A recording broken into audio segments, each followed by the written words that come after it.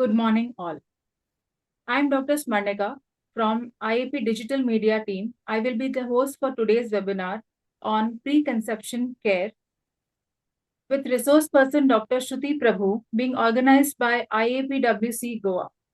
The Indian Association of Physiotherapists is the oldest and largest association representing physiotherapists in India since 1955. The IAP Digital Media team consists of a group of physios who handle Zoom platform, webinar live streaming, and IAP profiles on social media platforms like Facebook, Instagram, Twitter, LinkedIn, YouTube, etc. Follow IAP profiles on these social media to receive notifications for our new events like webinars, workshops, CMEs, conferences, health camps, blood donation drives, and to know more about the recent updates of physiotherapy. Subscribe to IAP YouTube channel for notifications of our live webinars. In the playlist section of this channel, webinars are segregated into various folders on the topics like orthopedics, neurology, sports and fitness, pediatrics, cardiopulmonary, women's health, research, cancer rehab, etc. for easy access. The social media links will be shared in the chat shortly. With this, we can start the webinar, and I would request Dr. Riddhi of the IAP Women's Cell team of Goa to start with the introduction of our speaker, Dr. Shruti. Dr. Riddhi. Good morning, everyone. I, Dr. Riddhi Sampath, on behalf of Indian Association of Physiotherapists Women's Cell and my team, we would like to invite Dr. Shruti Prabhu on the webinar of successful pregnancy and take the first step towards the healthy motherhood journey. Dr. Shruti has done her MBBS from Karnataka Institute of Medical Sciences, Hubli. She has done her DNB in obstetrics and gynecology from St. Martha's Hospital, Bangalore. She has worked as a former senior resident and assistant professor at K.S. Hegde Medical Academy, Bangalore from 2021 to 2024. She has worked as a former assistant professor at Kasturba Medical College, Bangalore. Currently, she is settled in Goa and working as a consultant gynecologist at North Goa District Hospital, Asilos, Mapsa, Goa. I would now request Dr. Shruti Prabhu to start with the presentation. Thank you. Good morning, everyone.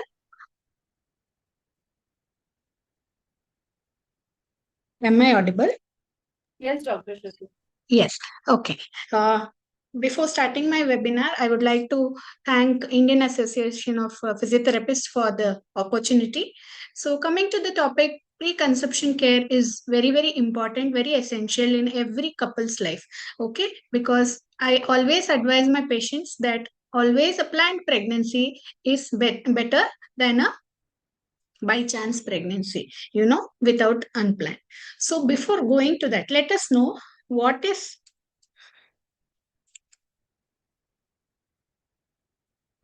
preconceptional care.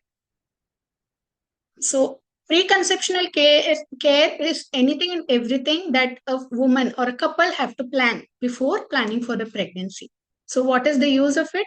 When the mother is healthy, then the healthy baby, developing of healthy baby is very easy. That's why the preconceptional care is very, very important. Okay. What are the objectives? Coming to the every woman has to consult the healthcare before becoming pregnant, and so that if there is any problems which are there, which we can detect and treat early, and it also improves the chances of safe pregnancy, healthy pregnancy. And most of the times many women come to me after 3 months or 4 months of pregnancy. There is a taboo telling that first 3 months you should not go to doctor, which is very, very wrong. So always our pregnancy is detected after 4 weeks or 5 weeks, 1.5 months after missed periods. But the organogenesis, the organs, fetal organs start developing much before that. So planning a pregnancy and taking timely intervention is very, very important. Okay, so that if we do that, we can prevent the birth defects and many other problems during pregnancy also. And it also keeps the woman strong and healthy. So why should we do this preconceptional care? So even if the man and a woman, a couple both are very healthy and they are having unprotected intercourse also, the chances of pregnancy is only 20 to 25%. So if the couple are having unprotected intercourse for 6 to 12 months, it takes 6 to 12 months to conceive naturally. Okay. So the preconceptional care, what are the things to be done, is very, very essential. So before, for that, let us learn what is fertile period and fertile window. Okay, all of us know the menstrual cycle on an average lasts for 28 to 30 day cycle. In some women it lasts for it is there from 22 to 35 days cycle. Okay, so our first day of menstruation, menstrual cycle starts from the first day of the menstruation, that is the first day when the woman bleeds. From that day we should start counting.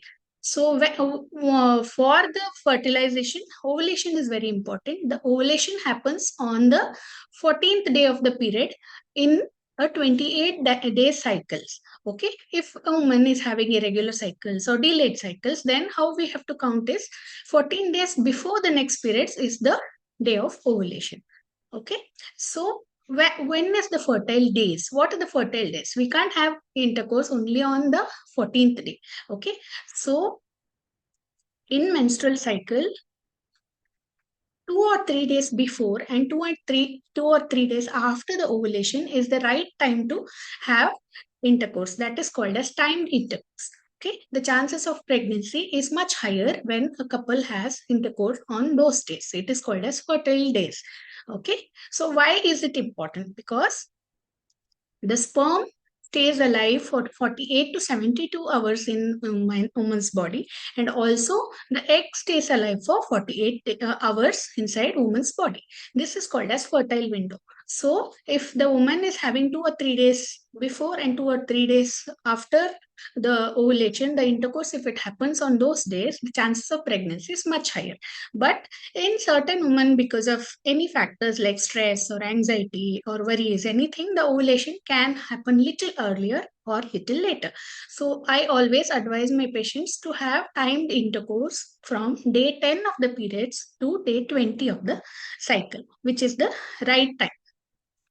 Okay, so coming while talking about the timed intercourse, let us also know about certain factors. Okay, so alternate the intercourse in the fertile period is enough. If the couple are interested, they can have intercourse daily also. Okay, and multiple times in a day is not required. Like I already told you, the sperm stays for 48 hours and also egg stays for 48 hours inside the woman's body. So multiple times in a day is not required. Okay, and the sexual positions do not matter. And many people say that they have the certain sexual positions matter, but which is wrong. And also there's no need to keep a pillow under the buttock so that the easy passage of the sperm inside the uterus. Nothing like that. Okay, the sperm always knows where to find the ovum. So the positions do not matter. And also some people say that after the intercourse, woman has to lie down on the bed for 20 to 30 minutes. Nothing like that. She can get up, she can wash up, she can pee, or whatever it is. Okay, and female orgasm is good, but it is not essential. Okay, and if any couple is using lubricating jelly, they can use, but make sure it should be glycerol and paraben free, and it should be free of any fragrances. So coming to the steps in preconceptional care. So what are the steps we have to take? One is we have to plan the pregnancy, then healthy lifestyle, that is good diet, good exercise, sleep hygiene, which is very, very important. And every couple who are planning for pregnancy must visit a doctor. Okay, and the doctor will advise certain health tests, advise certain supplements, vitamins, multivitamins, calcium, or vitamin D, all those things. And stress management is also equally very, very important. Along with the physical health, our mental health is also very important in preconceptional care. Okay. So coming to who needs preconceptional care. Any couple who are planning for pregnancy, or anybody who is newly married, or any couple or woman is having chronic diseases, like if she's a known case of diabetes, hypertension, thyroid, or if she's a case of epilepsy or any connective tissue disorders like rheumatoid arthritis, all such woman has to visit a doctor before planning for pregnancy. Or if any woman is having, any couple are having previous pregnancy losses like repeated abortions if they had, or previous pregnancy if there was a stillbirth or intrauterine fetal death before the delivery, so such couple have to visit the doctor. Okay. Or if the woman is having poor nutrition, she is anemic, then she requires medical care and build the hemoglobin so that the pregnancy is smoother and healthier, and the production of healthy baby is possible. And young primaries, like the age is less than 18 years, or woman, any woman above 35 years of age has to consult a doctor, requires prenatal care. Okay. So coming to the things in prenatal care. So first, let us talk about lifestyle modification. So what are the things come in lifestyle modification? First is diet. Okay. Coming to diet, we have to take balanced diet. Okay. We always have to advise the woman to take fresh food. Okay. That can be fresh fruits, vegetables, cereals, pulses, meat also should be fresh. Okay. So what is the advantage of having fresh fruits? So when you have fresh fruits, it releases the antioxidants which are helpful for the, it is very very essential for the healthy sperm and eggs and ovulation, so that the pregnancy is healthier. Okay. When they eat a lot of junk food, processed food, packaged food, what happens, there will be a lot of free radicals in that, which the free radicals will cause damage to the sperm and egg, leading to unhealthy pregnancies or difficulty in conceiving. So, any couple who are planning for pregnancy should eat freshly cooked food. Don't, some people say we have cooked food freshly, but we have kept it in a fridge for 2-3 days. That is also not advisable. Freshly cooked and freshly eaten food is advisable. And coming to caffeine intake, yeah, so 200 milligram of caffeine is advisable per day. So, what do you mean by 200 milligram? They can have 2 small cups of coffee every day. So, some people will tell me, Doctor, I'm having 1 cup of coffee only, but I'm drinking herbal tea that is very healthy. Somebody told me, no. See, even herbal tea or green tea, cola, or health drinks, all of this contain caffeine. So, even if you're having any of this, you should have only 200, you are allowed to have only up to 200 milligram of caffeine. You should keep that in mind. Okay. And every woman has to drink a lot of fluids. At least 2 liters of water intake is essential.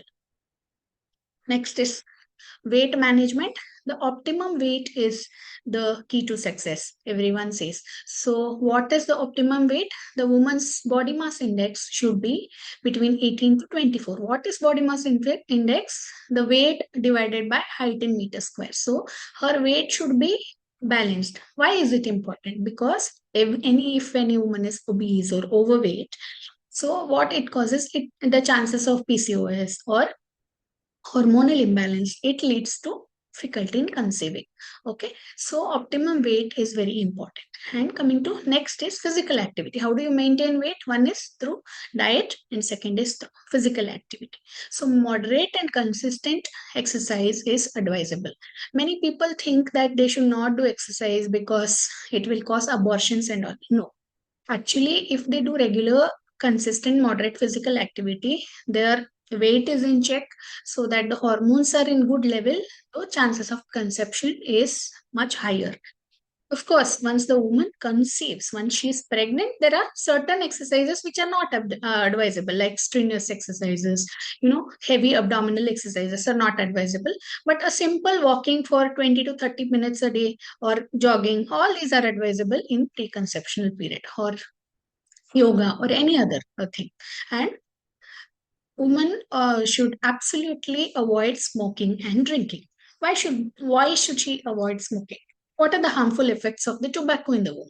So if a smoker conceives, then the chances of birth defects are much higher in the baby.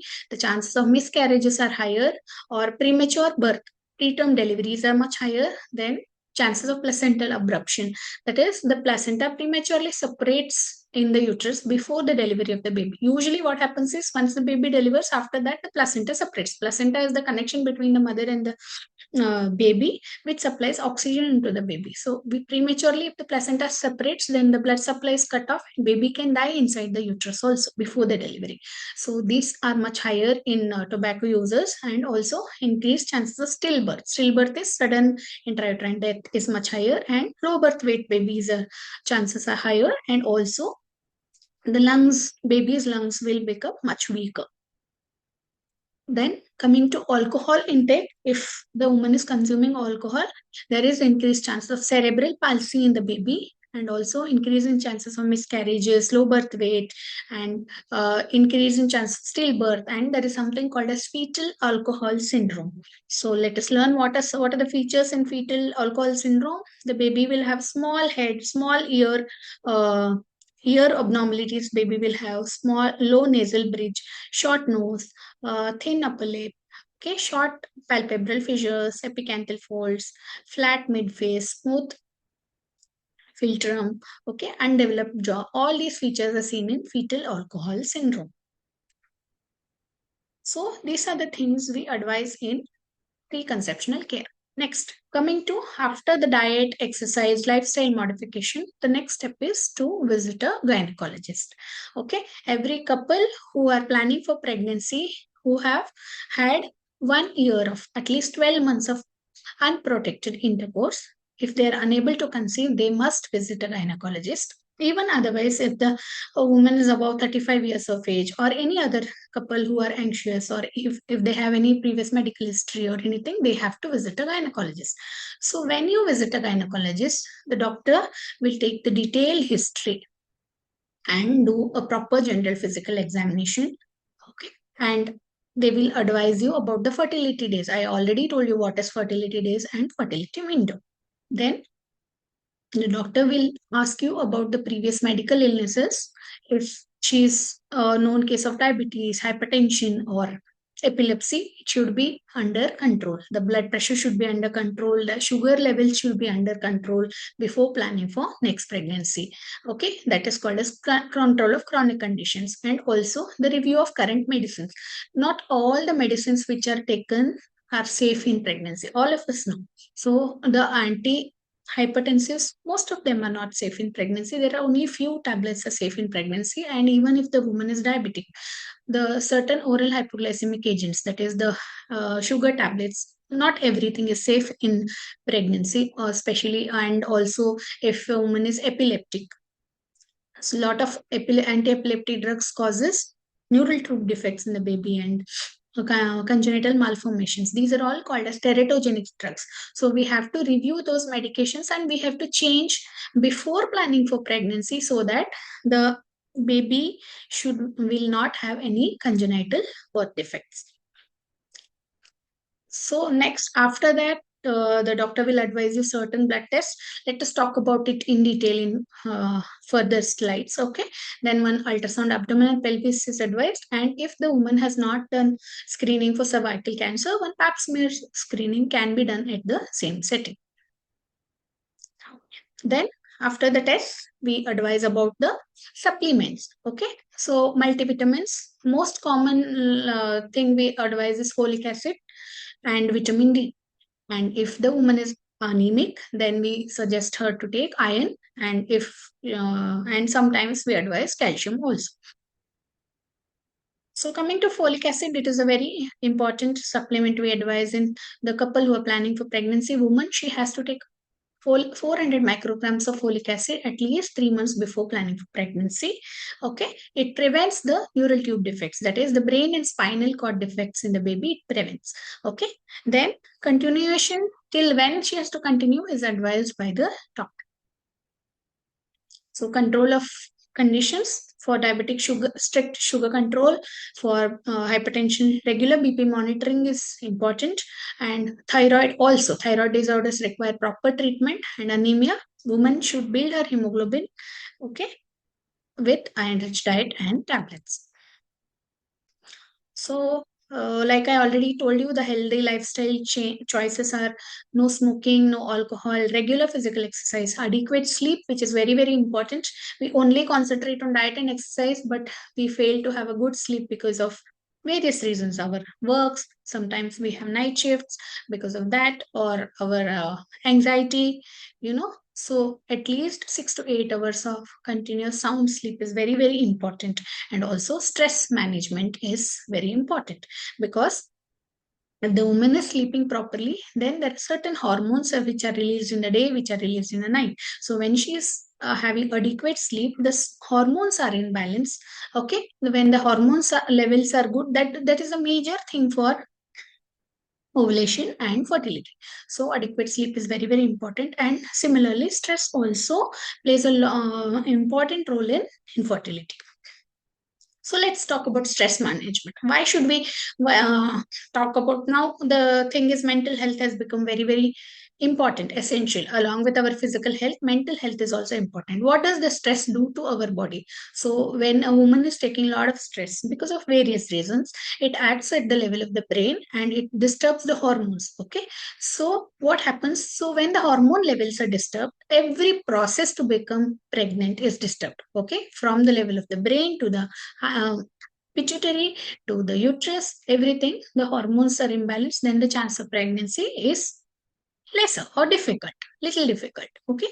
So nowadays, even if there is no stress of getting pregnant, or during infertility treatment, if the couple is unable to conceive for various reasons, they are going through infertility treatment like IUI or IVF. There's a lot of stress. Okay, so this stress is one of the most common causes of infertility. It is called as unexplained infertility. We do various tests for both the couple. Husband is completely fine, wife is completely fine, she's healthier, but still they are unable to conceive. Why they are unable to conceive? Because of stress. Then one day they will stop all the treatment. They will be like, forget it, I don't want pregnancy. Many couple I have seen, many patients. Okay, then suddenly after a few months they come back telling they're pregnant because they are stress free. That's why the stress plays a major role. Okay, so how can you do stress management? One is yoga, meditation, deep breathing exercises, okay, or any physical activity, or spending time with your loved ones is also very essential. And good sleep is very, very important in managing the stress. And like I told you, the mental and emotional health is very important. It reduces the stress and anxiety. And if you are stressed, please share your concerns with the family. And if there is any signs of depression or low mood, then there is, or fear, then you can always take the medical help. There are a lot of counselors, a lot of doctors. You can meet your gynecologist. He or your doctor will suggest you to go to, if required, she will counsel you, or she will suggest you to meet a counselor or psychiatrist. Okay, and seeking a medical help for mental health or stress or depression is not a taboo, remember.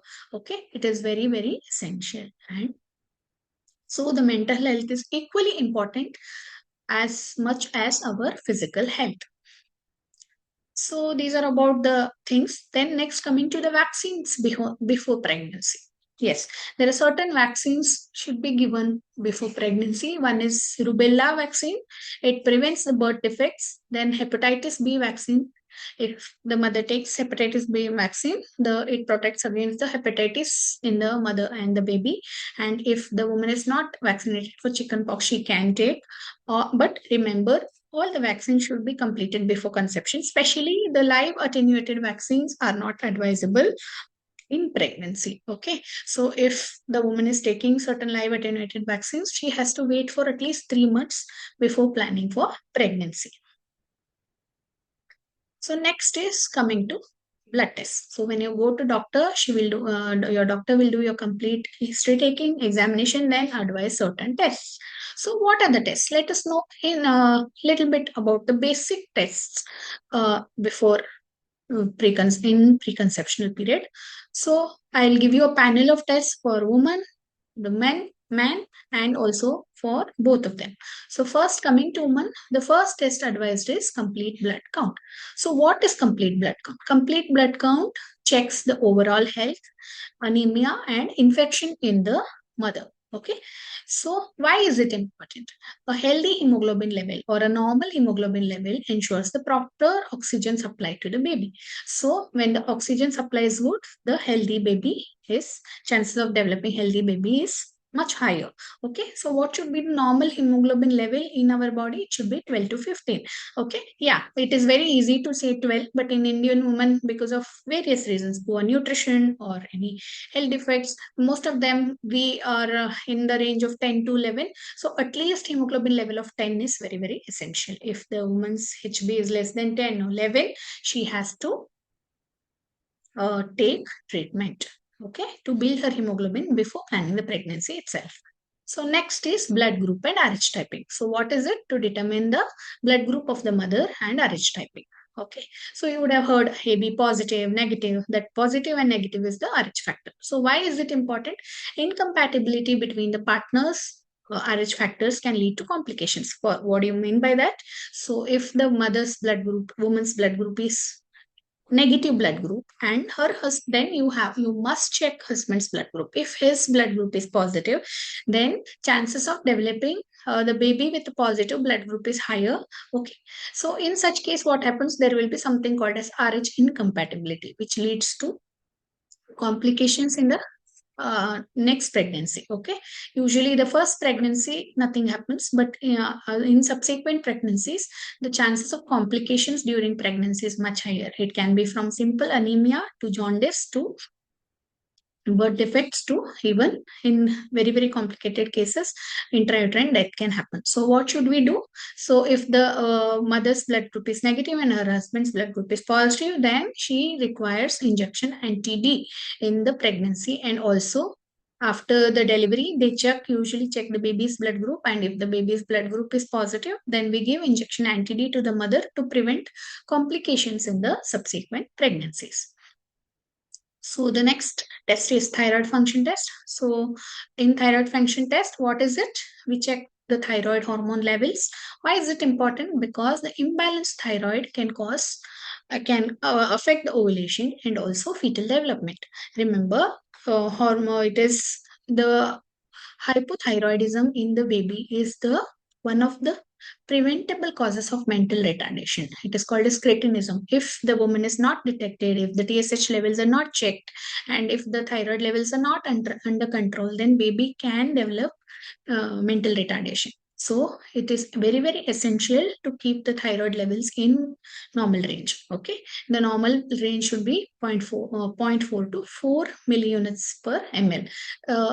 The range for hormones in pregnancy is little different from the non-pregnant woman. So in normal woman we tell up to 6 is okay, but in the woman, if she's planning to conceive or if she's pregnant, then we have to keep in this range.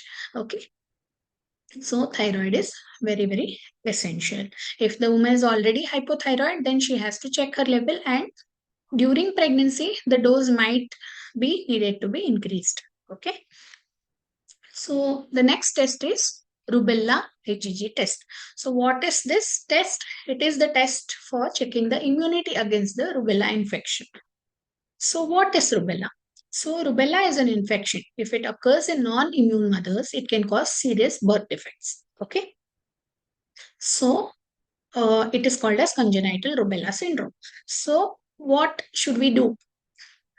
First, we have to check the rubella IgG levels for immune status. If there is no immunity, then get vaccinated.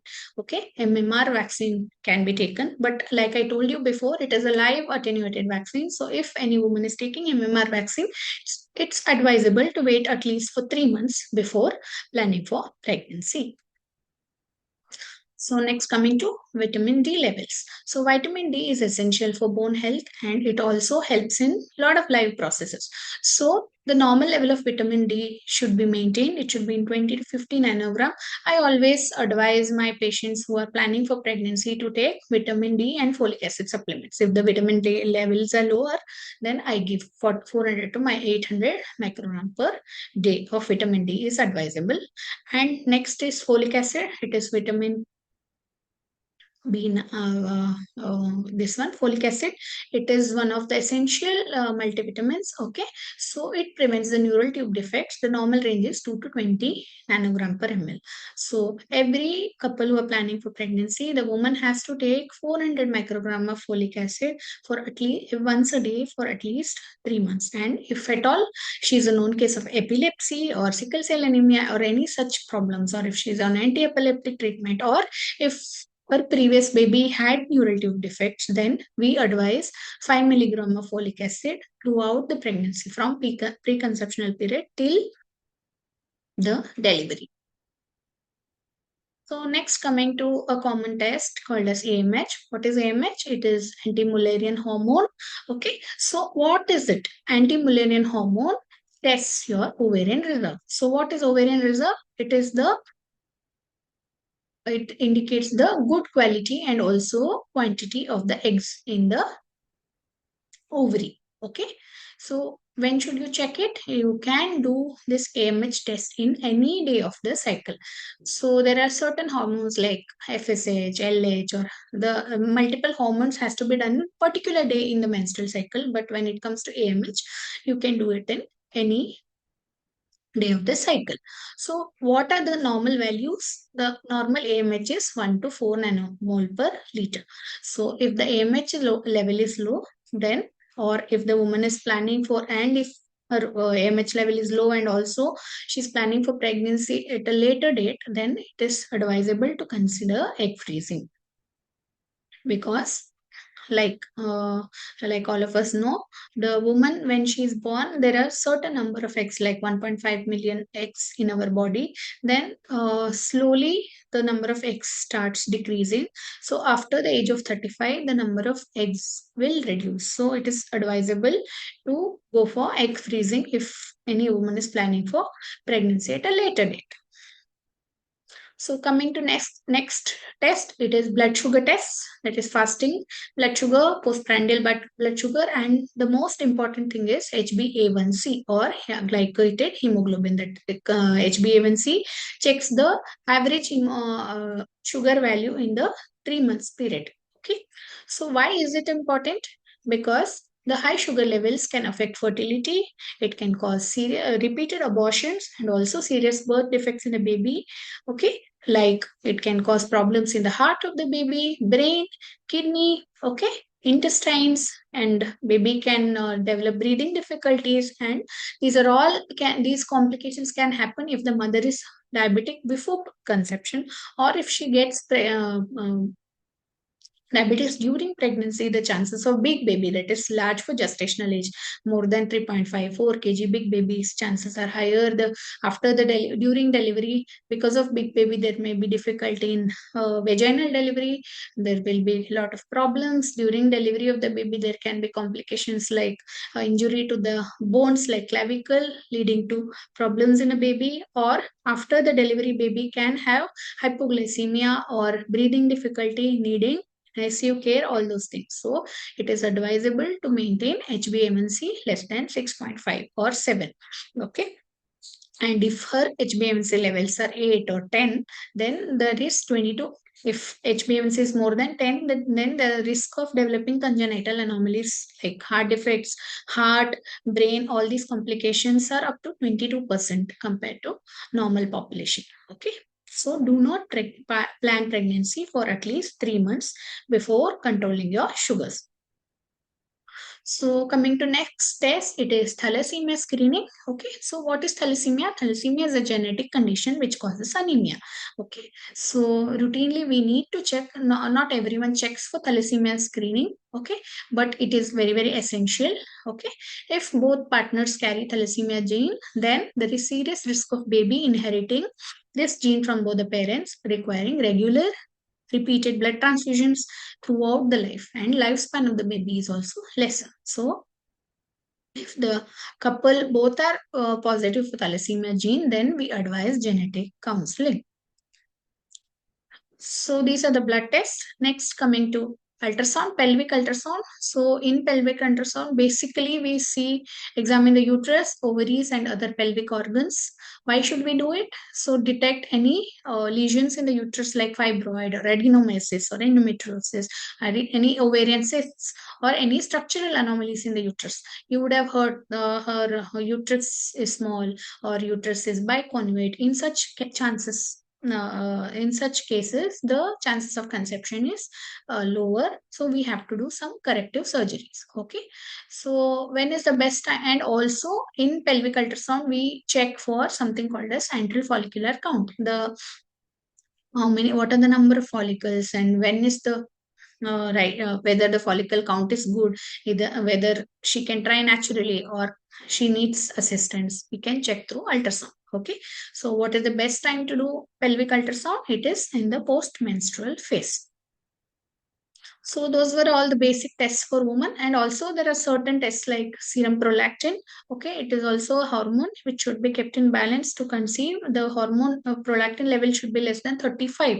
Okay, many women who are having irregular cycles, some people complain of, who are not pregnant also complain of milk discharge from the breast or weight gain, resistance. All these women has to check for prolactin levels. Most of us, when we have irregular cycle, when we go to a doctor, usually ultrasound thyroid test is done, but I also advise prolactin levels. Okay, hyperprolactinemia is one of the causes of infertility. It has to be treated with simple uh, tablets. Okay, next, coming to the investigations for men, the basic test is semen analysis. So what are we doing in semen analysis? So we evaluate the sperm count, motility, morphology, and if there is any infections, fructose level, all these things we check. Okay, why is it essential? Of course, we need a healthy sperm for fertilization. So semen analysis is very, very essential. So what are the normal values? The count should be more than 15 million per ml. The motility of the normal motility should be more than 14%, and morphology should be more than 4% of normal sperms. Okay. What is the best time to do semen analysis? The couple should have 3 to 5 days of abstinence before doing semen analysis. If any couple have not had intercourse for long duration, like for example, for 1 week or 10 days, then when you do semen analysis, the values will be wrong. Okay. So if they have not had intercourse for more than 1 week or more than 5 days, then I advise them to have intercourse one day, then have a gap of 3 days, then on fourth day go for semen analysis test. And there's a lot of things, a lot of men are hesitant to go for semen analysis, which is very, very wrong. Okay. For women to become pregnancy, it is the equal effort from woman and the men, and male infertility is one equally common compared to female infertility. So men has to be advised to check for semen analysis. Okay. Then coming to hormonal profile, FSH, LH, testosterone levels. Are we checking? Why are we checking? What is it? To check the hormone levels which help in sperm production. Okay. So why is it important? Okay. Low levels of testosterone or imbalance hormone can reduce the fertility. So hormone profile is important. Then, like I told you, partner has to check for blood group and RH typing, because RH incompatibility leads to problems in the subsequent pregnancies. So next is for both the partners, we advise STI panels, that is screening of sexually transmitted infections like HIV, HBsAg, hepatitis C infections, syphilis infections. All these has to be tested. Why is it tested? Early detection prevents the transmission to the baby and further complications. Next, genetic carrier testing is advisable in some people in thalassemia, cystic fibrosis, or any other family history of genetic diseases. Then we advise genetic screening. Or if the couple had repeated abortions or any such cases, we advise. So coming to the next thing, so when should you see a doctor? Immediately. If you're planning a pregnancy, please meet a doctor. Okay.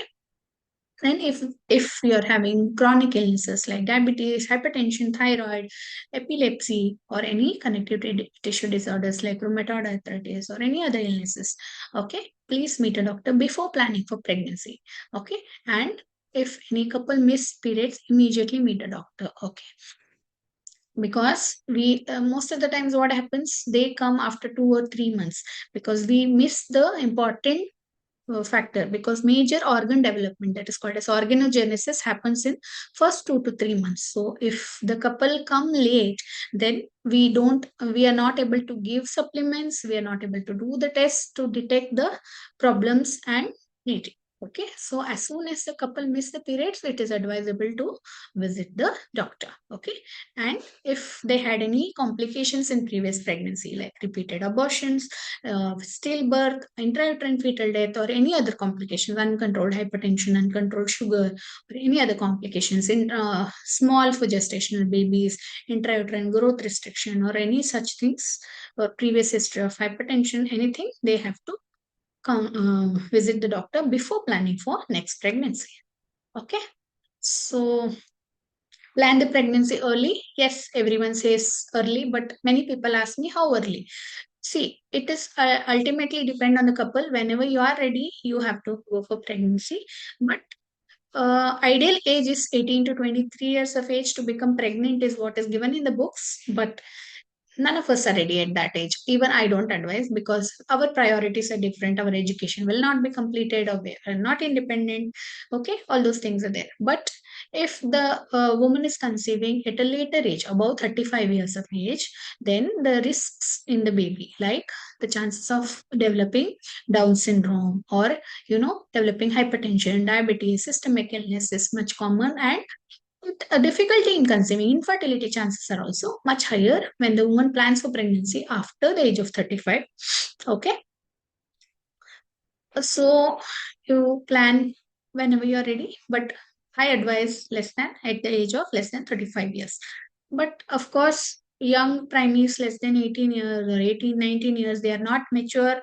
They don't know to take care of themselves. So there will be a lot of complications in pregnancy and also while taking care of baby.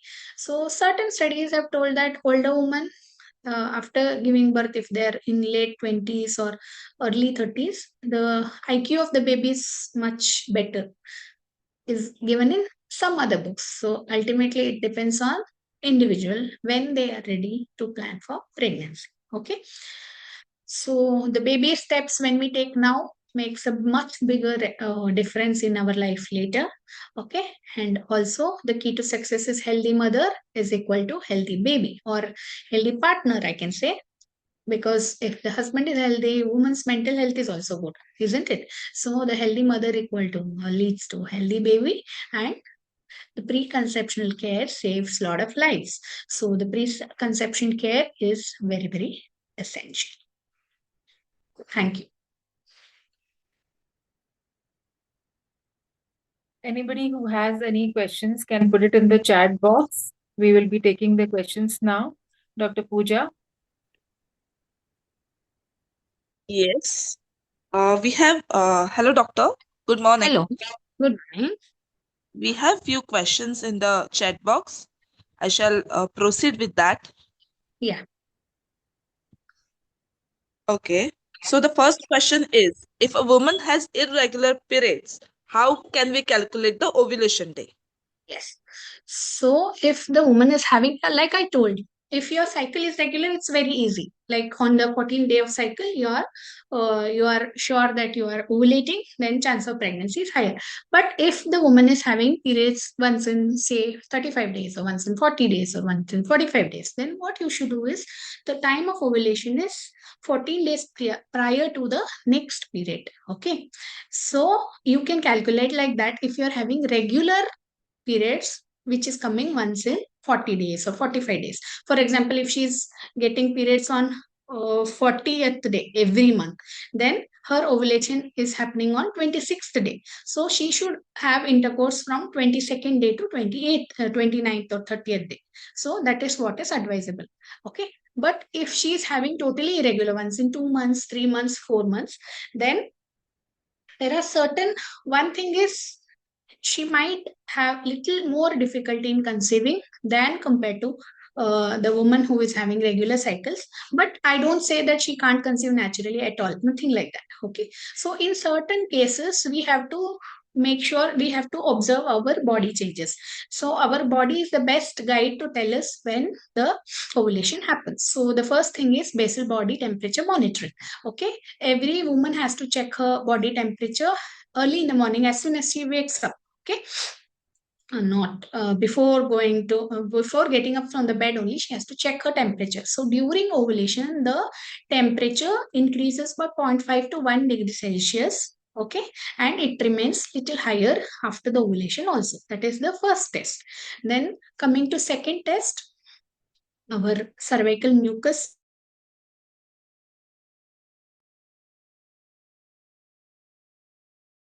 from the cervix. Okay, so first 4-5 days woman menstruates, and after the menstruation the discharge is usually very scanty. But during ovulation what happens, the discharge is copious and watery. So what can I say, you can take it as egg white. If you see what is the consistency of egg white, like that it will be. And when you hold to, the discharge, if you touch it, it actually stands between your two fingers like this. Okay, so that is one thing.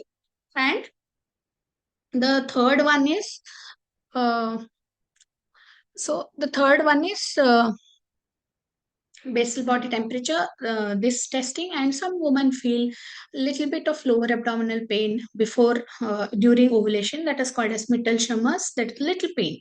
Okay, if you observe thoroughly, that can be there. Or some women feel heaviness in the breast. Okay, little bit of, and their sexual drive also increases during that time. Okay, these are the symptoms which you can observe, but nothing is 100% sure. Or you can go for ultrasound ovulation studies. Okay. Okay, thank you, Yes. doctor. We Yeah. go ahead with the second question. Yes. So, the question is, how does the PCOD or PCOS harm for the conception, and what care should be taken? Yes. PCOD, PCOS is polycystic ovarian diseases, usually happens because of there is problem in, there is some amount of hormonal imbalance. So what happens if we go for menstrual cycle in first half of the first 5 days, it's called as menstrual phase where the woman bleeds. Then there is called as follicular stage where there is FSH hormone is increased. Then in the next phase after ovulation there is LH hormone, or and also estrogen and progesterone. Then the woman bleeds. So what happens in PCOD is there is post estrogen action. So the estrogen level is higher, but we require progesterone also to get periods. In this woman, there is unopposed estrogen, because of which they are obese, they are irregular cycles. So the ovulation do not happen on time, because of which they will have uh, difficulty in conceiving. So the best thing I would say is, one is lifestyle modification. If the woman is able to lose 5%, or if she is able to lose 5 to 10 kg of body weight, she can conceive, she will get her periods regularly, and she can conceive naturally also. So weight, one is weight control, regular physical activity. It should be moderate and consistent. It should not be too less, also too heavy also. Okay, some women go for exercise for 4-5 days, then they stop and eat junk food. No, that is not advisable.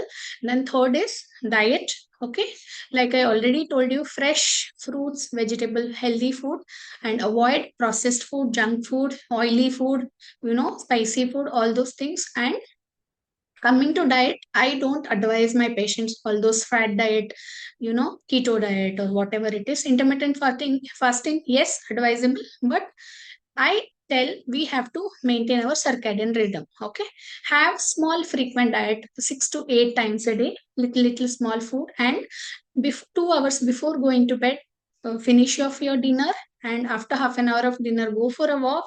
Okay, and don't eat anything for those 2 hours. Okay, and sound sleep of 6 to 8 hours is also essential. Okay, a lot of us see nowadays it has become fat women who are having PCOS. It is very easy. If they lose weight, the cycles become regular, the chances of pregnancy is higher.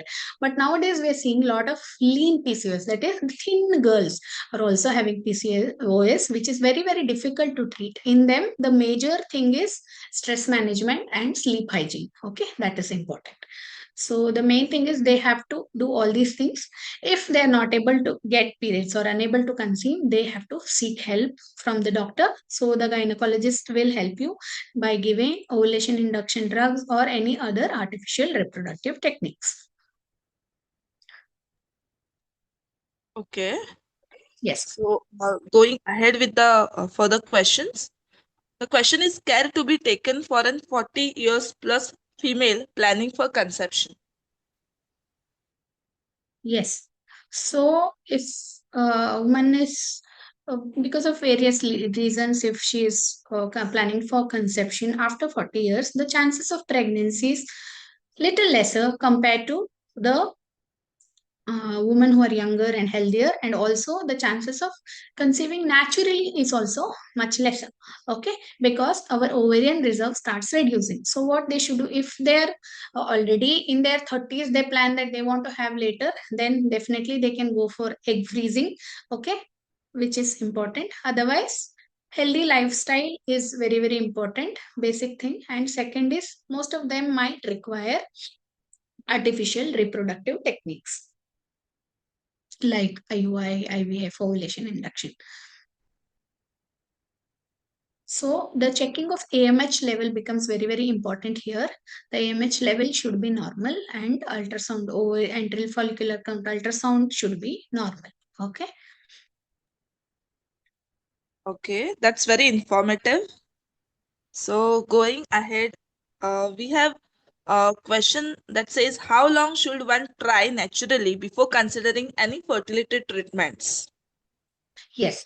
So I would say you have to try at least for 12 months. Okay, regular unprotected intercourse in the fertile period. So if the couple are having regular unprotected intercourse, but if they are not having intercourse during that timed intercourse, I would say, in that fertile days, then it is of no use. So they have to have intercourse regularly, unprotected, for in those days for at least 6 to 12 months.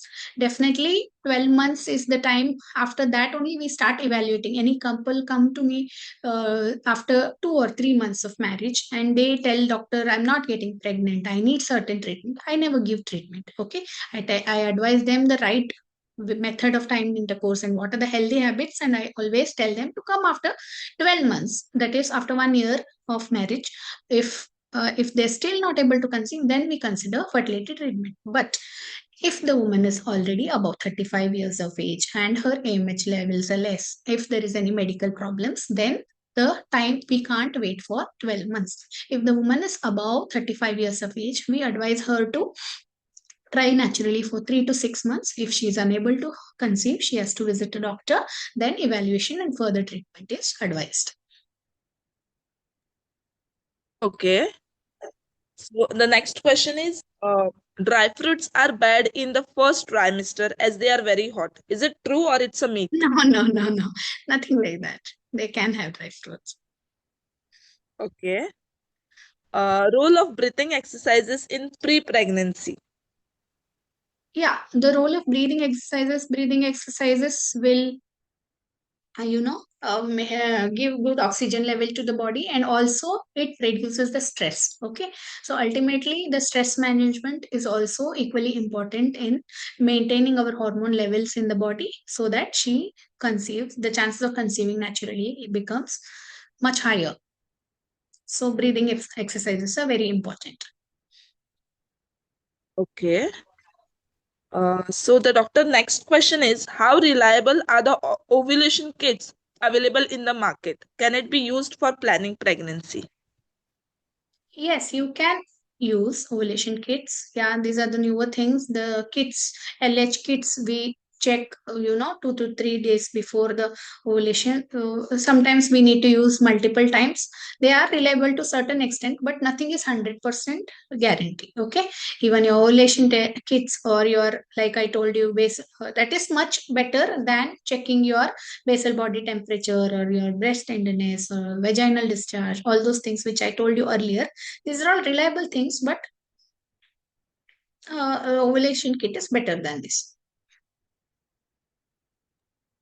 Okay.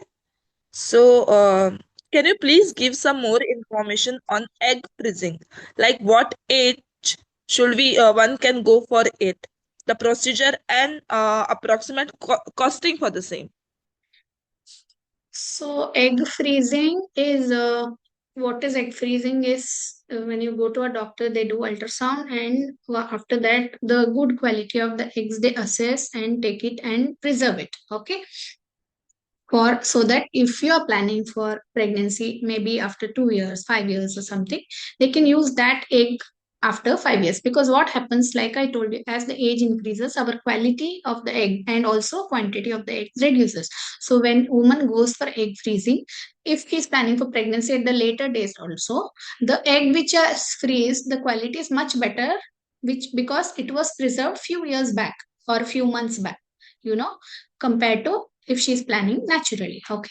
So that is the thing about egg freezing. Okay. It's a little painful, not very, very painful. Okay. But the cost, I can say it might depends on different fertility centers and depends on the quality of the eggs also. Usually if the married couple, then we advise embryo freezing. Okay, after the fertilization the embryo we take and freeze.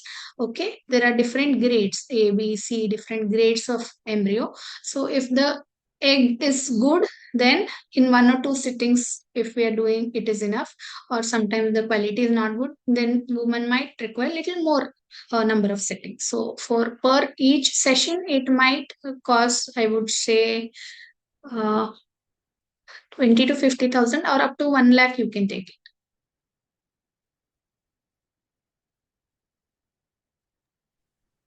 Okay. And how safe is the egg freezing?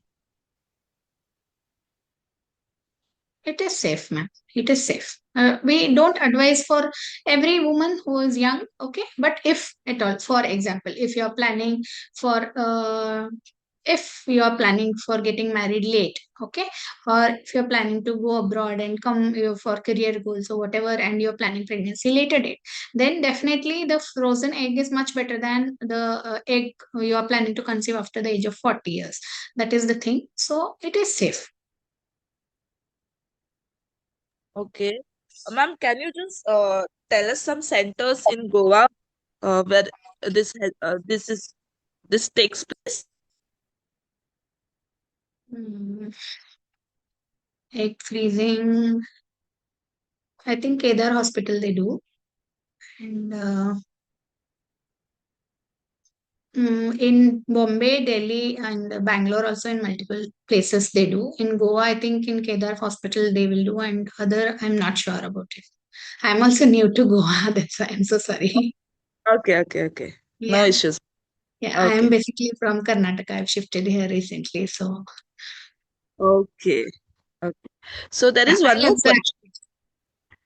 So the question is says that can you advise if I'm taking a letrozole as advised by my gynec so that I ovulate being a PCOS girl? My question is how many cycles will it generally take to conceive and any other activities that needs to be done or taken care of during this time? Okay. Ovulation induction, if you're advised the basic care taking, whether you are taking infertility treatment or conceiving naturally, first thing is lifestyle modification. Okay, good diet, good exercise, good sleep hygiene, and maintaining stress. Then coming to ovulation induction drugs, yes, letrozole is a very good drug. Okay, the chances of monofollicular development, that means the conception is also higher, and also if you are taking any kind of infertility treatment, artificial reproductive treatment, the multiple pregnancy chances are higher, that is twins or triplets like that. In letrozole the chances of singleton pregnancy is higher. Okay, and usually see the number of cycles she has to take depends on person to person, but we advise only up to 3 to 6 cycles, not more than that. We don't advise more than 6 cycles. If she is unable to conceive, then we advise her to go for next step, that is IUI. Okay, or then if that also fails, then IVF. Okay. And now is the last question for today's session. So the question Yes. is, can you throw some more light on AMH levels? Can one conceive with low levels or egg freezing is the only option? No, definitely they can. conceive with low AMH levels. A low AMH means the quality is little lesser. It doesn't mean that her eggs are completely gone. Nothing like that. Definitely, she can conceive with low AMH levels. Nowadays, we see a lot of low AMH patients. Okay, but compared to normal women, like I told you, if the couple are healthy and they are trying, we advise them to try for 12 months, isn't it? But in low AMH level women, we don't advise them to wait for so long because already the amount of eggs and quality is lesser.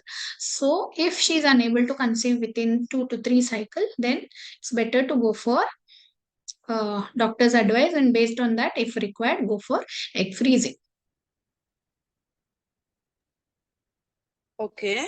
And that is how we come to an end of an question and answer session, ma'am. Yes. Going ahead, I would like to propose vote of thanks for today's session.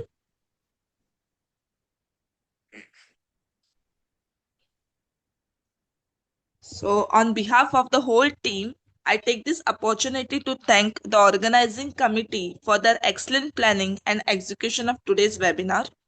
My sincere gratitude to our distinguished speaker, Dr. Shruti Prabhu, for sharing her valuable expertise and enriching our understanding. I would also like to thank all the participants for their time, interest, and active involvement in today's presentation.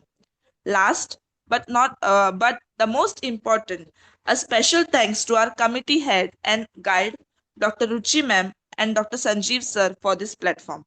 With this, we conclude today's session. Thank you everyone for being a part of this. Thank you. Thank you.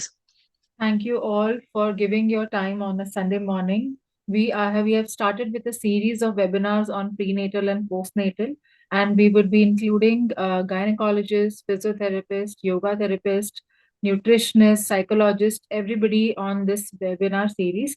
So we'll be giving the information time to time, and I hope all of you.